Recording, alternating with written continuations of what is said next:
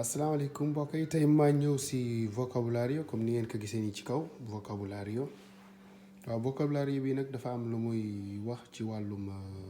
adduna bi yaa nag bagages yi nekk si adduna bi yëpp ak et cetera ak li ko wër ak li nekk si biir ak yooyu yëpp bon loolu laa bind ngir man leen ko baax ya léegi bu demee ci fii dafay nekk vocabularios cielo mooy asamaan estrellas mooy biddéew sol mooy janta luna mooy weer calor tàng frío sedda arena suuf agua ndox mar géej boo nee mar ci espagnol el mar article bi mooy géej rio mooy dex lluvia mooy taw viento mooy ngelaw polvo mooy pënd vivir mooy dunda morir mooy dee nacer mooy juddu lu dem ci fale dios mooy yàlla mundo mooy àdduna humano mooy nit animal mooy bàyyima montagne mooy tund doj duna mooy tund suuf arbol mooy garab ángel mooy malaaka fuego mooy safara paraíso mooy arjana infierno mooy safara naar jahannama relámpago mooy melax nubes mooy xiin piedra mooy xeer wala doj trueno mooy dënnu ok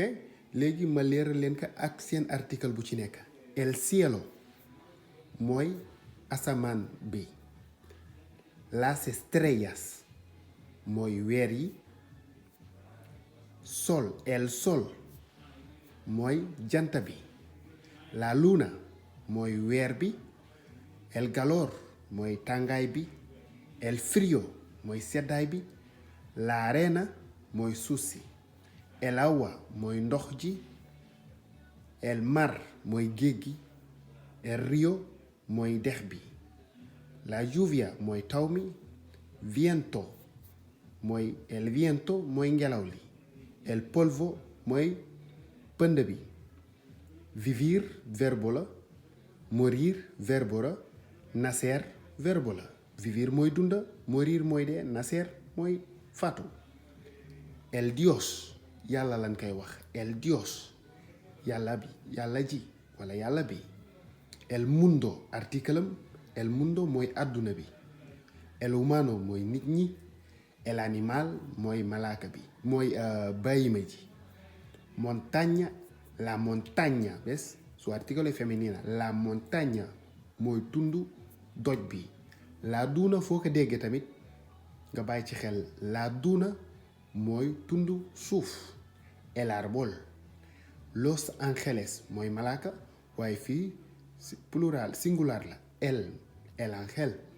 malaaka el fuego safara ji el paraíso arjana bi el infierno mooy safara ji el relámpago mooy melax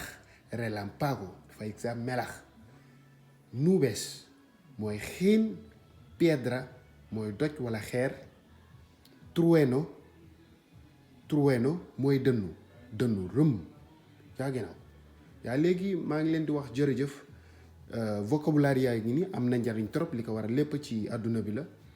ak li ko wër ak ñi ci nekk ci biir ngeen bàyyi ci xel dinaa leen baaxiwaat yeneen vidéo incha allah bu neexee yàlla. Bueno, estos son los vocabularios que yo he escrito, que bueno, como lo habéis visto, está bien traducido tanto en Wolof como en español, así que bueno, dale caña y aprendeos todo lo que podéis, porque bueno, ahora cada día o cada